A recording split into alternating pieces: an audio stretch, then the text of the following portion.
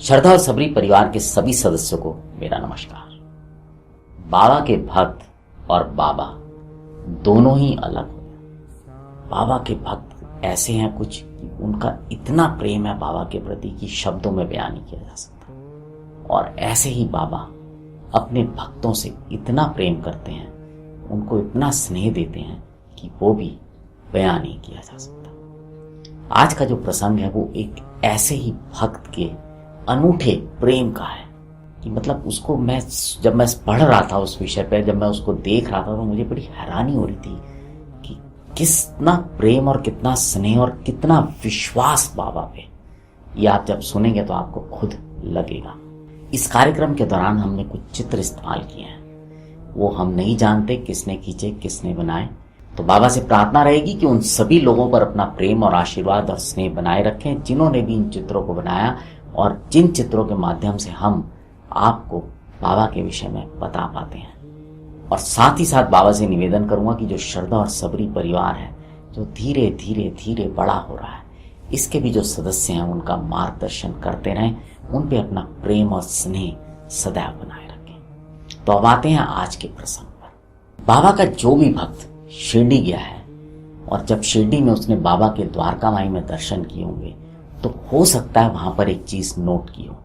हालांकि अक्सर ऐसा होता है जब हम बाबा के दर्शन करने द्वारका माई जाते हैं तो धुनी को प्रणाम करते हैं और उसके बाद बाबा की जो मोहक चित्र है उसको देखकर उसी में खो जाते हैं। ऐसा लगता है कि बाबा हमें देख रहे हैं, हमसे बात कर रहे हैं, हमें बुला रहे हैं। लेकिन फिर भी अगर आप अगली बार जाएं और अगर आप पहले भी आपने नोटिस किया हो तो उस चित्र के अगर आप जब आप बाबा का दर्शन कर रहे हैं तो आपके उल्टे हाथ पे आपको एक बोरी दिखेगी, या ऐसे समझ लीजिए कि बाबा का जो चित्र है उसके सीधे हाथ की तरफ आपको एक बोरी रखी हुई दिखेगी, जो कि एक आजकल शीशे के कवर में ढकी होती है। लेकिन पुराने ज़माने में मुझे अभी तक याद है, जब मैं पहले शिरडी जाया करता था, बात होगी 1991-92 की, तब वो वहाँ पर बोरी ऐसे ही रखी होती थी।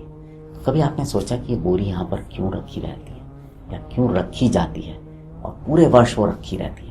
पूरे वर्ष क्या, वो हमेशा ही बोरी वहां पर रखी रहती है, और बल्कि जब उसको बदला जाता है तो विधिवत उसका जो है वो पूजा होती है, और पूजा होने के बाद उसको बदला जाता है। तो अगर आपने उस बोरी को देखा है या नहीं देखा है तो अगली बार जब बाबा के दर्शन करने जाएंगे तो देखिएगा, और अगर देखा है तो आप जरूर सुनना चाहेंगे कि उस बोरी के होने की वजह क्या है। बाबा के एक भक्त थे जिनका नाम था बालाजी पाटिल नवेस्कर। इन भक्त का एक अलग ही नियम था। ये दो काम किया करते थे। एक काम तो ये रोज किया करते थे, वो ये था कि बाबा जिस रास्ते से शिरडी में गुजरा करते थे, बाबा का एक रूटीन था, वो जहां उस रास्ते पे जाया करते थे, ये बालाजी पाटिल उस पूरे रास्ते को रोज सुबह साफ किया करते थे और उसको पानी डाला करते थे। ये उनका नियम था रोज का। और उसके बाद ये सेवा राधा कृष्णा माई ने की, और उनके बाद इस सेवा को अब्दुल्ला किया करते थे, जो भी तीनों लोग बाबा के भक्त थे। तो अब वापस आते हैं बालाजी पाटिल की बात पर।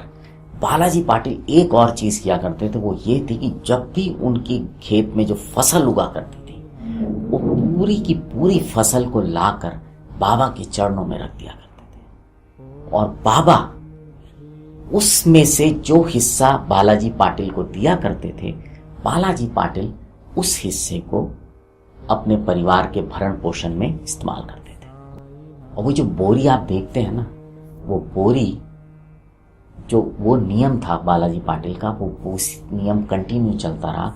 उनके जाने के बाद उनके पुत्र ने भी इस नियम को फॉलो किया। वो हमेशा अपनी पूरी फसल वहां पे रख दिया करते थे, और ऐसा कई जगह लिखा है जब मैं पढ़ रहा था इस विषय में कि बाबा अपनी जो रोटी बनवाते थे, जो खाने की चीज होती थी, वो उसी आटे में से इस्तेमाल किया करते थे।